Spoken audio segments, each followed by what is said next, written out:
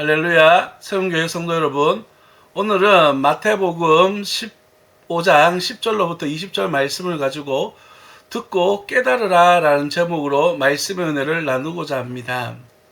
예수님의 명성이 널리 퍼지게 되자, 또한 예수님의 능력이 크게 역사할수록 당시 종교 지도자들이 예수님을 견제하기 시작했습니다. 오늘의 배경이 되는 이야기 또한 이러한 바리새인들과 서기관들이 예수님을 찾아오는 과정 속에서 예수님의 제자들이 장로들의 유전을 따르지 않고 식사할 때에 손을 씻지 않는다는 이유만으로 예수님께 항의하고 있는 이야기로 시작되어지고 있습니다. 그들은 예수님의 명예를 훼손하고 제자들이 장로들의 유전을 어긴다라고 하는 문제를 가지고 찾아온 것입니다. 바리새인들의 유전은 제사장들에게 적용되어졌던 것으로 손 씻는 규정을 또한 일반 사람들에게도 적용시키므로 그들로 하여금 무거운 올무를 지도록 만든 것이었습니다. 구전으로 전해오던 율법을 발전시켜 일반인들도 당연히 지켜야 되는 성분율법과 동등한 권위를 가지도록 만든 것이었습니다. 따라서 예수님의 제자들이 손을 씻지 않고 음식을 먹은 것은 오히려 율법을 범한 것과 같은 그러한 종교 지도자들에게는 굉장히 큰 문제거리로 되어지게 된 것입니다.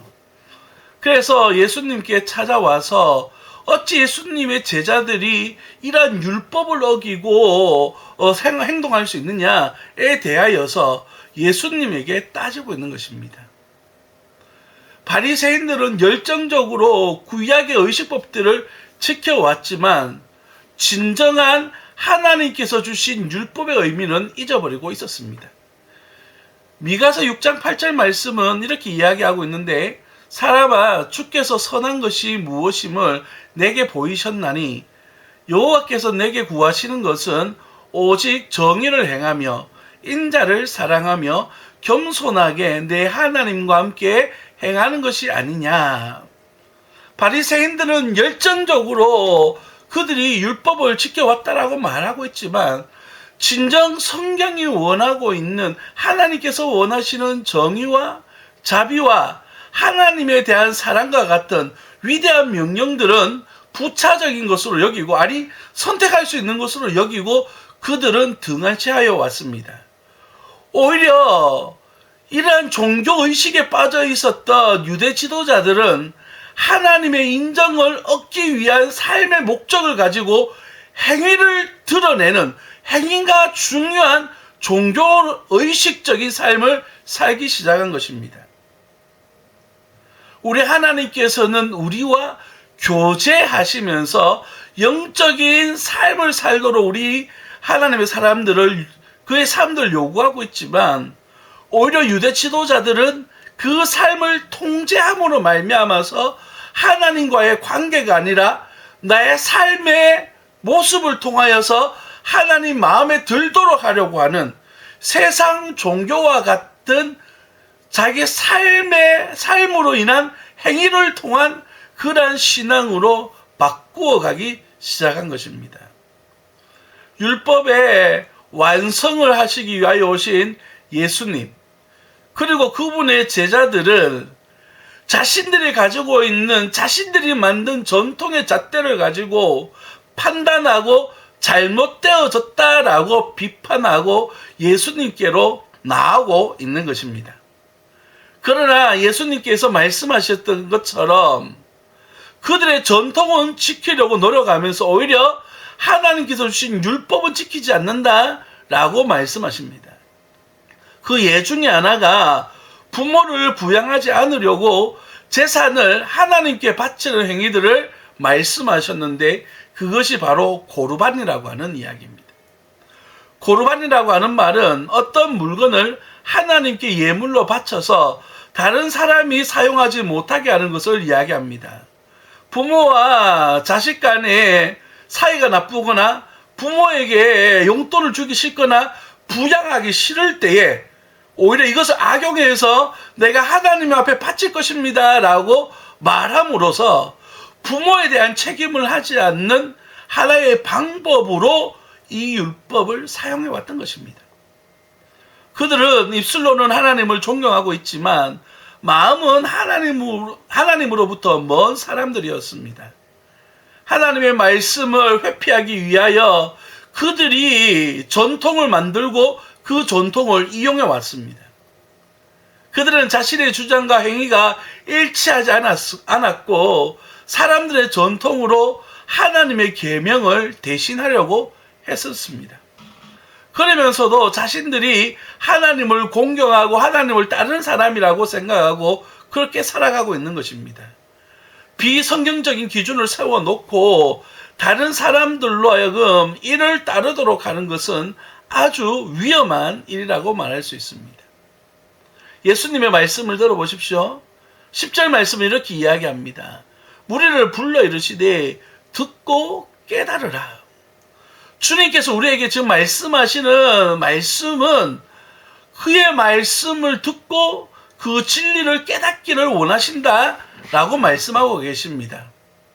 아무리 많은 말씀을 듣고 말씀을 안다고 할지라도 깨닫고 삶으로 살아가지 않는다면 그 말씀은 내 안에서 생명력이 없는 그러한 어리석은 모습이 되어질 수밖에 없습니다. 오랫동안 바리새인들과 서기관들의 가르침을 받아왔고 전통을 따라 살아왔던 무리와 제자들이라 할지라도 그 삶 속에 하나님의 말씀이 능력으로 삶으로 드러나지 않는다면 아무런 의미가 없는 것입니다. 말씀을 듣고 깨닫는 사람은 마치 좋은 밭에 뿌려진 씨앗과 같습니다. 마태복음 13장 23절 말씀은 이렇게 우리에게 교훈합니다. 좋은 땅에 뿌려졌다는 것은 말씀을 듣고 깨닫는 자니 결실하여 어떤 것은 100배, 어떤 것은 60배, 어떤 것은 30배가 되느니라 하시더라. 말씀을 듣고 깨닫는 사람은 열매를 맺는 사람들입니다. 갈라디아서 5장 22절에서 23절 말씀은요.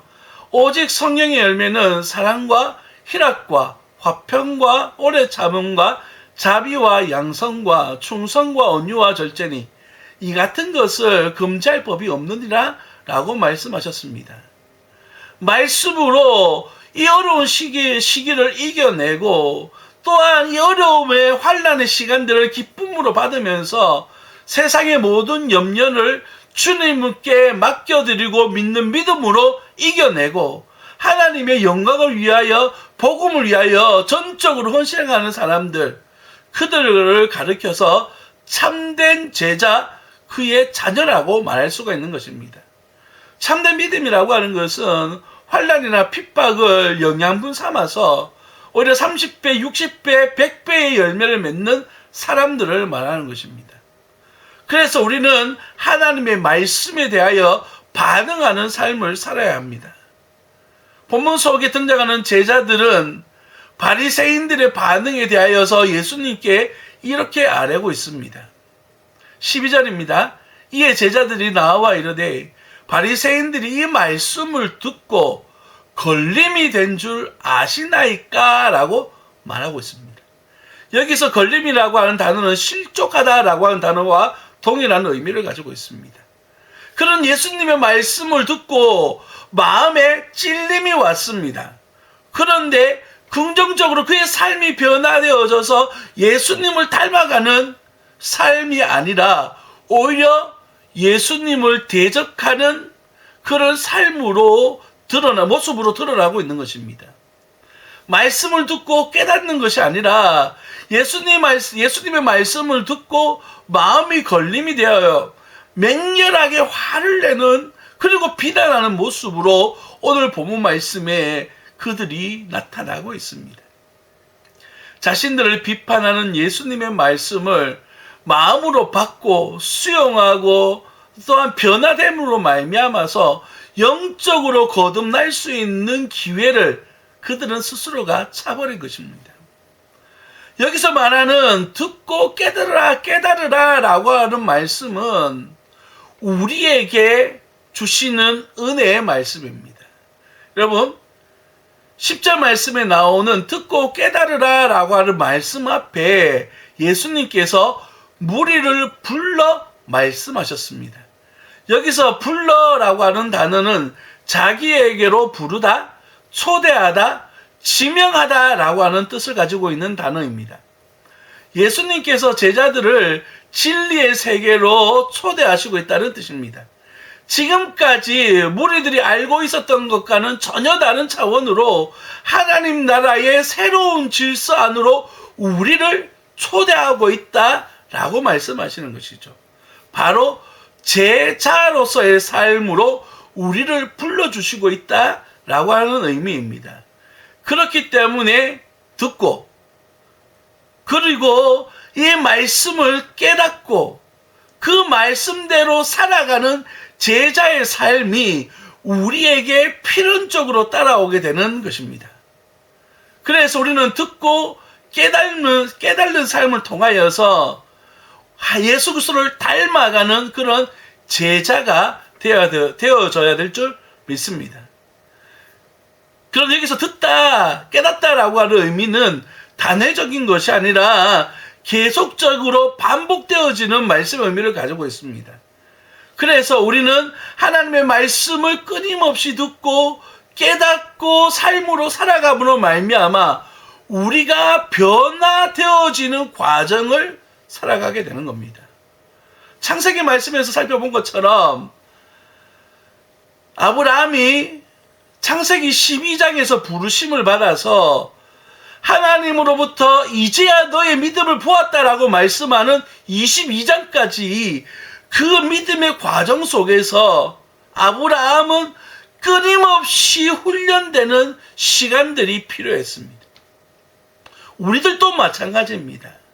예수님을 닮고 제자의 삶을 살아간다는 것은 예수 그리스도의 말씀을 듣고 깨닫고 내 삶 속의 실천으로 이어져가는 시간적인 과정, 삶적인 과정, 내가 실천하는 모습들이 반드시 필요하다는 것을 우리는 알아야만 합니다. 그렇다면 깨달은다라고 하는 의미, 변화된다는 의미는 과연 어떤 의미일까요? 오늘 본문 말씀 속에는 끊임없이 반복되는 단어가 하나 있는데 더럽다라고 하는 표현입니다. 이 단어는 율법적으로 부정하다, 신성모독하다라고 하는 뜻을 가지고 있는 단어입니다.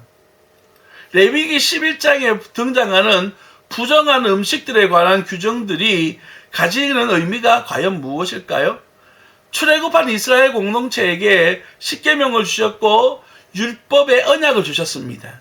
성막과 제사장에 대한 규례들을 주시면서 또한 이스라엘 백성들로 하여금 구별된 삶을 사도록 또한 다 율법들을 주셨는데 그 중에 하나입니다.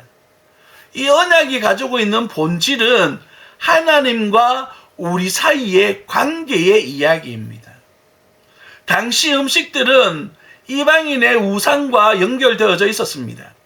하나님은 음식들을 금함으로 말미암아 부정한 동물들을 먹지 말고 제사용으로도 사용하지 말도록 언약 백성들을 구별시키신 것이었습니다. 음식을 먹지 않는 것이 목적이 아니라 그 음식들 사이에서 하나님과의 관계가 끊어지지 않도록 오히려 우상 숭배라든지 다른 것으로 빠져들지 않도록 삶을 돌아보면서 정결한 삶을 살도록 요구하시는 하나님과 우리 사이의 관계적 목적을 가지고 있는 것이 바로 이 율법 정결의식입니다. 그러나 바리새인들은 그들은 형식주의에 빠져서 음식을 먹을 때 손을 씻지 않는 것을 가지고 예수님을 찾아오고 질타하고 예수님에게 책임을 물으려고 하는 것입니다. 그래서 예수님께서 말씀하시는 것처럼 그 입으로 들어가는 것이 더럽게 만드는 것이 아니라 입 밖으로 나오는 것이 또한 이 입 밖으로 나오는 것이 사람의 생각이기 때문에 부정하다라고 말씀하시는 것입니다. 예수님은 입으로 드러나는 것이 배로 들어가 몸 밖으로 나오기 때문에 이 과정은 마음과 전혀 상관이 없고 영적이지도 않고 또한 도덕적인 성격도 없다라고 말씀하십니다. 그러나 사람 입으로 나오는 것은 어떻습니까? 그의 마음 속에 도사리고 있다가 나타나는 것입니다. 그러므로 이것이 사람을 더럽게 하는, 다시 말해 하나님 앞에서 하나님의 형상으로 지어진 사람들을 부정하게 만드는 것, 그 속에 감추어진 더러운 죄악들이 드러나는 것, 이것을 지금 예수님께서 지적하는 것입니다. 본문 18절 말씀은 이렇게 이야기합니다.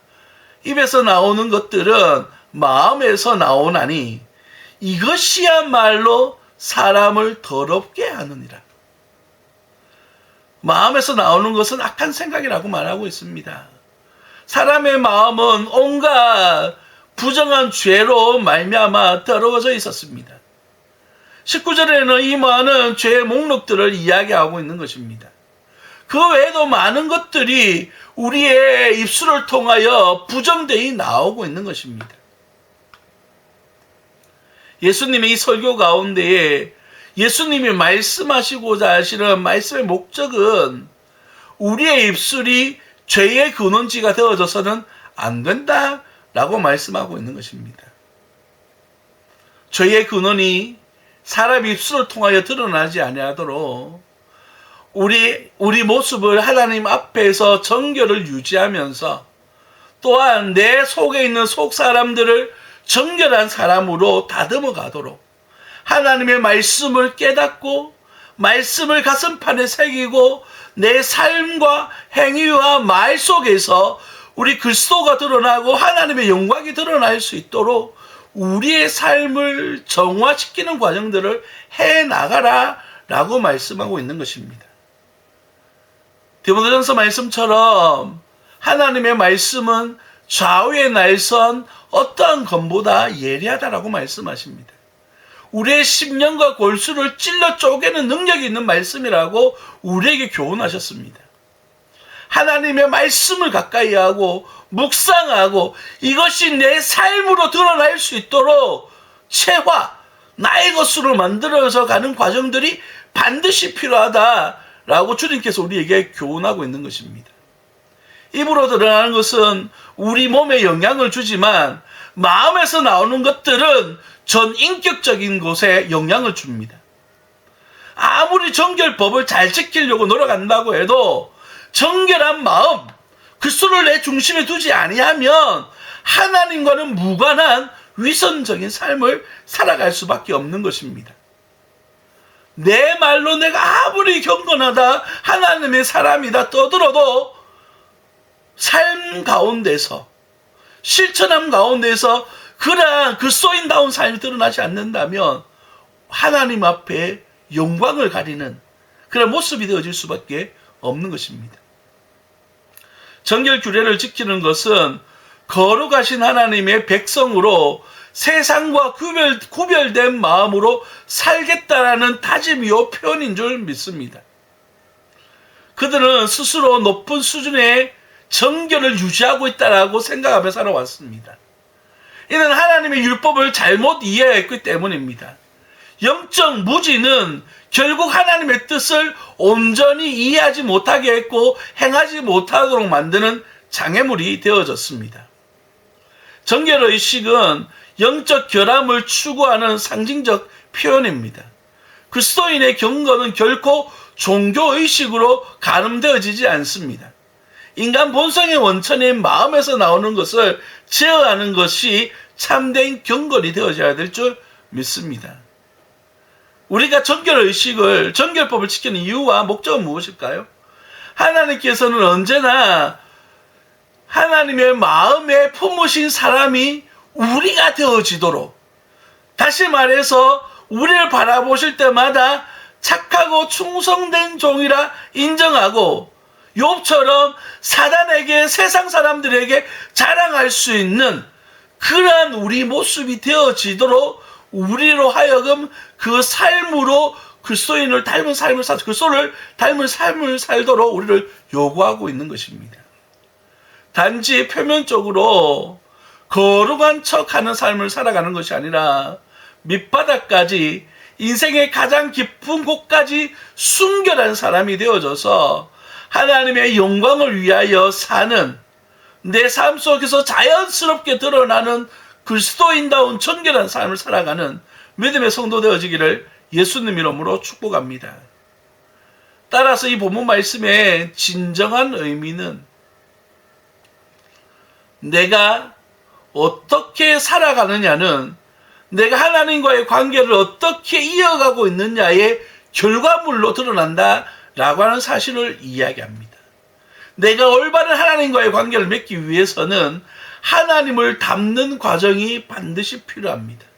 하나님을 닮는 과정이라고 표현해서 죄송합니다만은 하나님을 알기 위하여 하나님의 말씀을 읽고 묵상하고 그의 뜻을 발견하고 내 삶으로 실천하는 과정 속에서 내 안에 그리스도가 가득하여서 말과 행위들 속에 자연스럽게 하나님이 드러나고 그리스도의 은혜가 드러나는 삶을 살아가는 것, 오직 정결함이라고 하는 것은 바로 그리스도를 닮은 나의 삶이 되어지도록 우리가 하나님 앞에 영광 올려드리는 믿음의 성도들 되시기를 예수님 이름으로 축복합니다.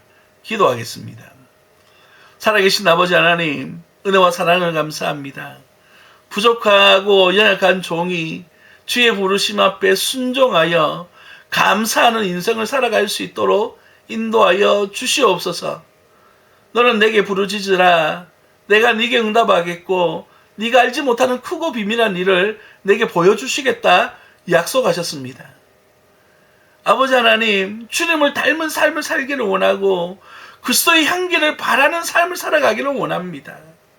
내 안에 무엇이 가득한지 돌아보기를 원합니다. 이렇게 어렵고 힘들 때에 나를 통하여 드러나는 것이 무엇인지를 봄으로 말미암아 과연 내가 누구인지를 발견할 수 있는 은혜의 때가 되어줄 수 있도록 인도하여 주옵소서. 하나님의 말씀을 더욱 가까이 하게 하시고 기도하게 하시고 하나님의 사람으로 세상에 영향력을 끼치며 살아가는 그리스도인이 되어줄 수 있도록 인도하여 주옵소서. 세상의 가치들 속에 내 인생을 아무렇게나 내려놓아서 사람들로부터 손가락질 당하고 사람들로부터 인정받지 못함으로 오히려 살아계신 하나님 앞에 영광을 가리게 되는 어리석은 인생이 되어지지 아니하도록 주님 도와주셔서 마태복음 5장 말씀처럼 너의 착한 행실을 통하여서 살아계신 하나님 앞에 영광을 올려드리게 하라. 주님의 은혜 앞에 우리의 인생이 영광을 드러낼 수 있는 우리의 인생길이 되어줄 수 있도록 우리의 삶이 되어줄 수 있도록 인도하여 주옵소서. 주의 말씀을 더욱 말씀을 가까이 하기를 원하고 묵상하며 삶으로 실천하는 삶을 살아가기를 원하오니 주님께서 나를 붙들어 주시고 이끄시고 인도하여 주시옵소서. 살아계신 하나님을 의지하여 살아가는 복된 자녀 되게 하여 주옵소서. 거룩하신 예수님 이름으로 감사하며 기도드립니다. 아멘.